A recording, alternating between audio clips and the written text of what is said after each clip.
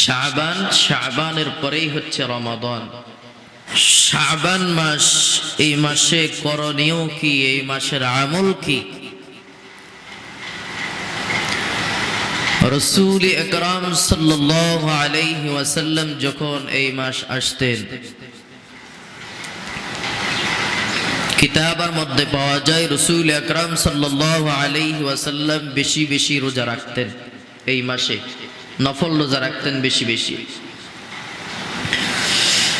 আম্মা জান আয়েশা রাদিয়াল্লাহু তাআলা আনহা বলেন, ইয়া রাসূলুল্লাহ, আপনি কেন এই শাবান মাসে এই পরিমাণ রোজা রাখেন?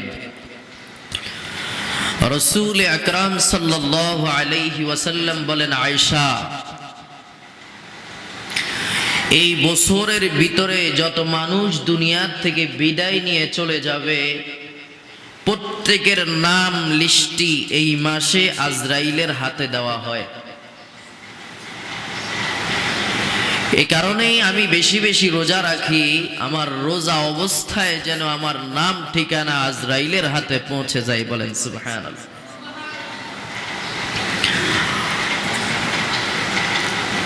আমার মৃত্যুটা যেন রোজা অবস্থায় হয়, আমার মৃত্যুটা যেন রোজা অবস্থায় হয়। কারণ কিতাবের মধ্যে আছে যে যেইভাবে মারা যাবে সেই হাসরের দিন সেইভাবে উঠবে। এবার বুঝেন, যে যেইভাবে মারা যাবে সেই সেইভাবে উঠবে। নামাজের সিজদারত অবস্থায় হইলে নামাজের সিজদারত অবস্থায় কত ভাগ্যবান, রোজা রাখা অবস্থায় হইলে রোজা রাখা অবস্থায় কত ভাগ্যবান। এই কারণে রাসূল আকরাম সাল্লাল্লাহু আলাইহি ওয়াসাল্লাম এই শাবান মাসে বেশি বেশি নফল রোজা রাখতেন এবং কি আল্লাহ তাআলার কাছে দোয়া করতেন, আল্লাহ যেন হায়াতকে রমাদান পর্যন্ত বাড়ায় দেয়। সাহাবা একরাম এই মাস যখন আসতেন, সকলেই কোরআন তেলাওয়াতের মধ্যে মশগুল হয়ে যেতেন।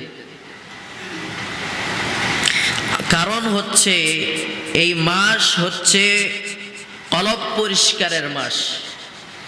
এই মাস হচ্ছে কি বলেন না ভাই? কলব পরিষ্কারের মাস।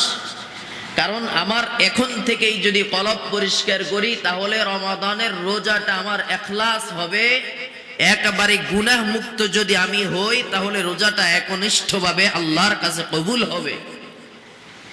এই কারণে এই মাসটা হলো গুনাহ মাফের মাস। এই কারণে সাহাবা একরাম যখন শাবান মাস আসতেন, তাওবা ইস্তিগফারের মধ্যে লেগে যাইতেন, কোরআন তেলাওয়াতের মধ্যে লেগে যাইতেন, যাদের উপর যাকাত ফরজ যাকাত দিয়ে দিতেন, যাতে করে গরিব দুঃখী যারা আছে তারা রমাদানের রোজা রাখতে কষ্ট না হয়। তাহলে রাসূল সাল্লাল্লাহু আলাইহি ওয়াসাল্লাম এই মাসে বেশি বেশি নফল রোজা রাখতেন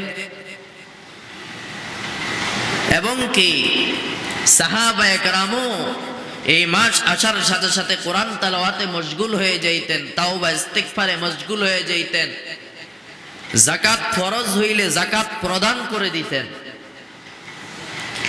এই আমলগুলো আমরা করব, শাবানের এই আমলগুলো আল্লাহ আমাদেরকে শাবানের এই আমলগুলো করার তৌফিক দান করুক। সকলেই বলি আমিন।